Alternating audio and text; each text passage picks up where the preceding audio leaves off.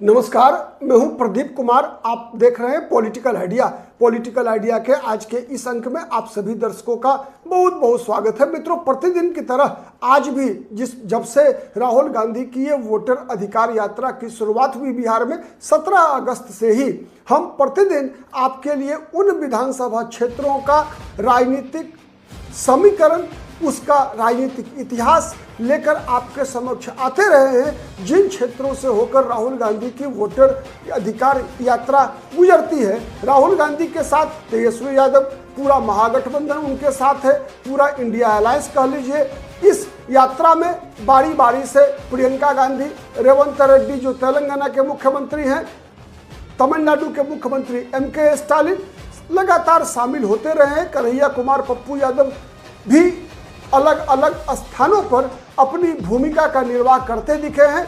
हम आज इसी क्रम में जब राहुल गांधी की यात्रा 4 विधानसभा क्षेत्रों से गुजरने वाली है, तो उन 4 विधानसभा क्षेत्रों का राजनीतिक और इतिहास और उसका समीकरण आपके समक्ष प्रस्तुत करने जा रहे हैं। क्योंकि वीडियो लंबा हो जाता है, इसीलिए चूंकि आज राहुल गांधी की यात्रा 4 विधानसभा क्षेत्रों से होकर गुजरेगी, तो मैंने उसे 2-2 विधानसभा क्षेत्र में बांट दिया है। तो पहला वीडियो जिसमें हम 2 विधानसभा सीट की चर्चा करेंगे, वो दोनों विधानसभा सीट है बेतिया और गोपालगंज, और दूसरे वीडियो में हम चर्चा करेंगे सीवान और दरौंदा विधानसभा सीट का। जहां तक सवाल है जिले की, तो बेतिया विधानसभा सीट पता है आपको, पश्चिम चंपारण जिला और पश्चिमी चंपारण लोकसभा सीट का अंग है। यह शहरी विधानसभा सीट है बेतिया।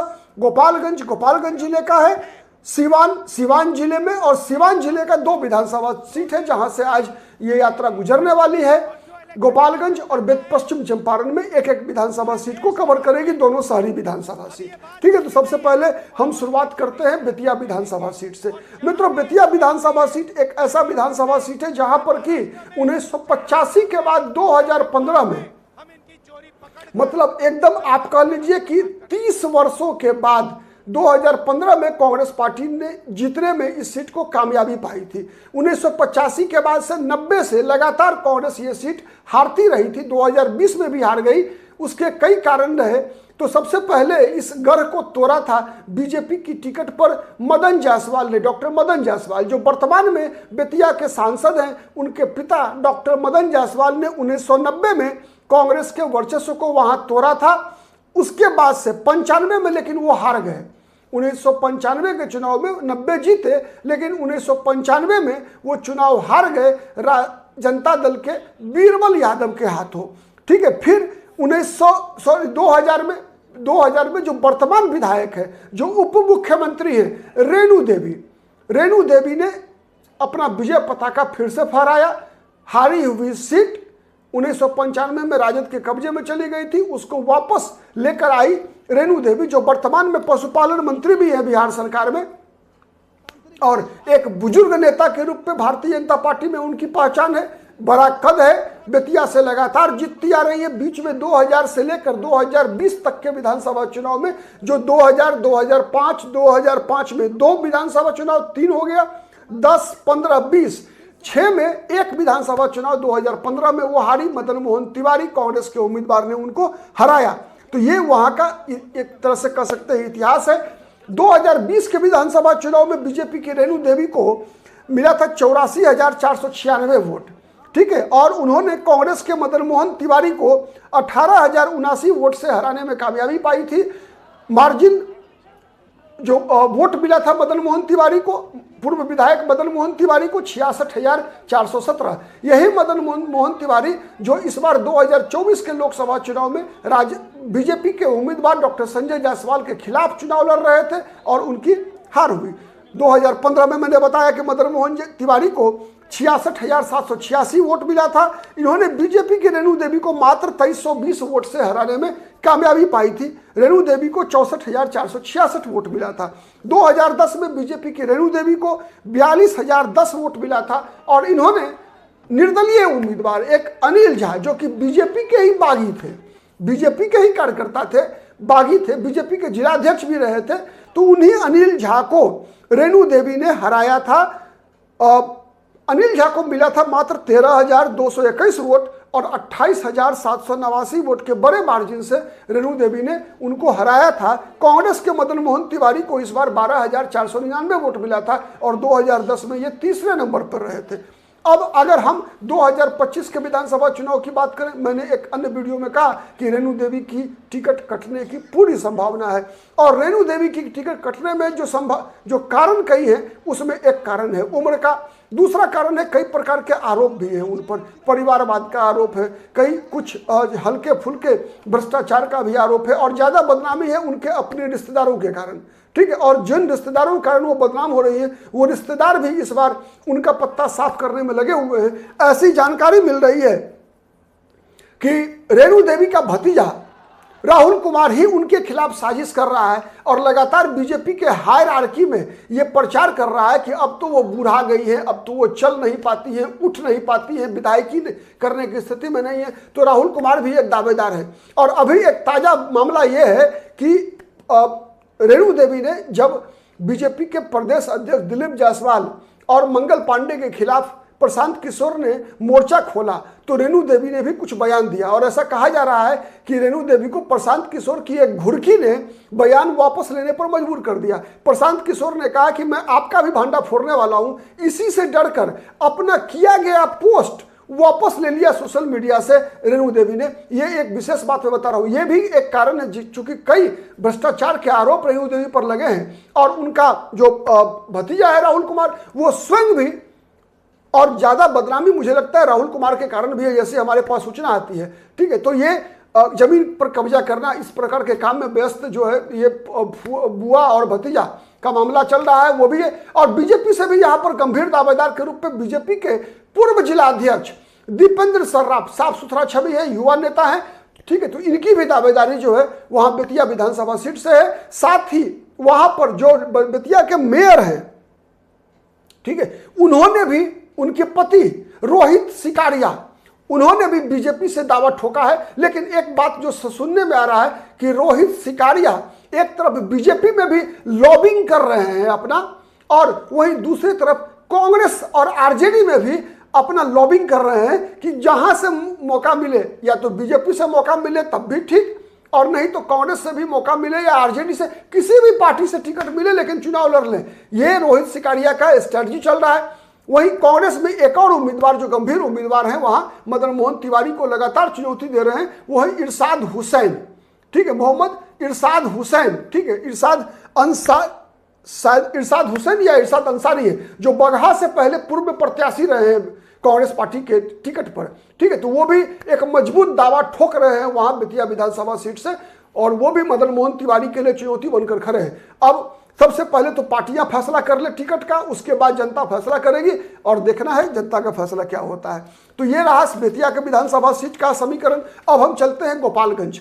गोपालगंज मित्रों एक ऐसा विधानसभा सीट है जहां से कई हेवी वेट के साथ इस विधानसभा सीट का नाम जुड़ा हुआ है। हेवी वेट में दो पूर्व मुख्यमंत्री रहे हैं, अब्दुल गफूर, सत्येंद्र नारायण सिन्हा, दो पूर्व मुख्यमंत्री ही हैं जिनका कि इस विधानसभा सीट से नाम जुड़ता है। वो पहले विधायक रह चुके हैं यहाँ के।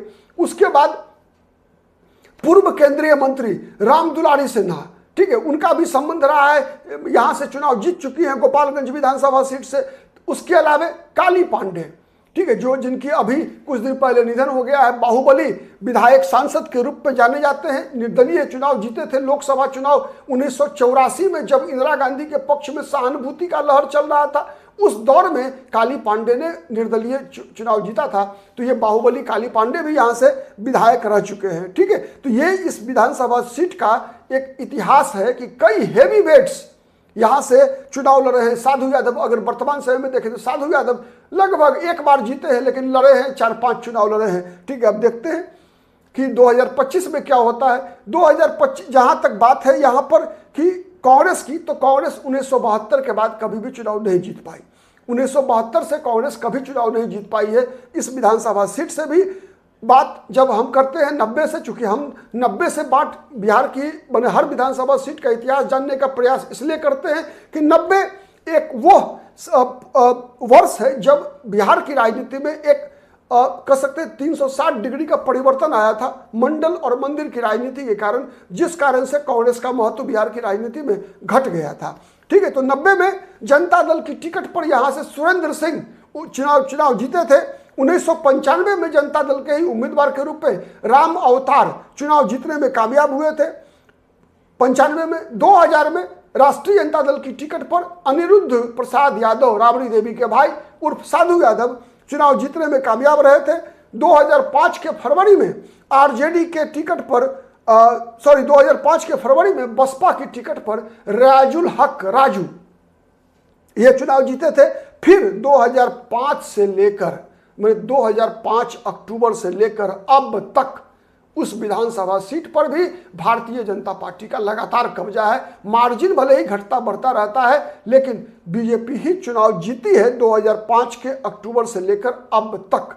ठीक है, अब बात करते हैं सबसे पहले 2022 में, चूंकि यहां उपचुनाव कराना पड़ा था। 2020 के विधानसभा चुनाव में बीजेपी के सुभाष सिंह जीते थे, लेकिन 2022 में उनका निधन हो गया तो उपचुनाव कराना पड़ा। तो उपचुनाव में बीजेपी की उम्मीदवार और सुभाष सिंह की पत्नी कुसुम देवी ने 70,053 वोट लाकर आरजेडी के मोहन गुप्ता को और जिनको 1794 वोट से मात्र हरा पाई थी। ठीक है, उसका कारण था, अगर ये कुसुम देवी चुनाव हार जाती यदि AIMIM के उम्मीदवार अब्दुल सलाम वहां से उम्मीदवार नहीं होते, क्योंकि अब्दुल सलाम ने 12,214 वोट वहां काटा था। और कहा जाता है कि अल्पसंख्यक वोट को एक तरह से एक तरफा चला गया था AIMIM के उम्मीदवार के कारण, स्थानीय राजनीति के कारण, सिवान की राजनीति के कारण। चूंकि सिवान में जो शहाबुद्दीन के परिवार के साथ जो एक तरह से तनाव आरजेडी के लालू यादव और तेजस्वी यादव, लालू यादव के परिवार के बीच जो तनाव था, उस तनाव का लाभ मिला था AIMIM के उम्मीदवार अब्दुल सलाम को और उनको 12,214 वोट मिला था। इसी कारण से बीजेपी के उम्मीदवार का 1794 वोट से जीत संभव हो पाया, वरना वहां आरजेडी तो जीत गई थी। 2020 में बात करते हैं, बीजेपी के सुभाष सिंह को 77,791 वोट मिला था और इन्होंने बीएसपी के उम्मीदवार, वहां महागठबंधन मुकाबले में नहीं था 2020 में भी। ठीक है, बसपा के उम्मीदवार साधु यादव जिनको 41,039 वोट मिला था को 36,752 वोट से सुभाष सिंह ने हराया था। इसलिए हराया था क्योंकि वहां भी संकट था बीजेपी पर। ठीक है, लेकिन चूंकि कांग्रेस के उम्मीदवार आसिफ गफूर, ठीक है, अब्दुल गफूर के पौत्र उम्मीदवार थे कांग्रेस के टिकट पर और उनको 36,460 वोट मिला था और 36,752 वोट से बीजेपी के सुभाष सिंह ने साधु यादव को हराया था। मतलब अब साधु यादव या कांग्रेस में से कोई एक उम्मीदवार होता तो बीजेपी उस बार भी हार सकती थी। 2015 में बीजेपी के सुभाष सिंह ने 78,491 वोट लाकर आरजेडी के उम्मीदवार रियाजुल हक राजू को, जिनको 73,417 वोट मिला था, 5,074 वोट से हराया था। और उसका भी कारण बने थे, ठीक है, उसके भी कारण बने थे निर्दलीय उम्मीदवार भी। 2010 में बीजेपी के सुभाष सिंह ने 58,010 वोट लाया था और आरजेडी के रियाजुल हक, जिनको 42,117 वोट मिला था, को 15,893 वोट से हराया था। जबकि कांग्रेस के साधु यादव को उस चुनाव में 8,488 वोट मिला था। यह रहा गोपालगंज का इतिहास, गोपालगंज की राजनीतिक परिस्थिति।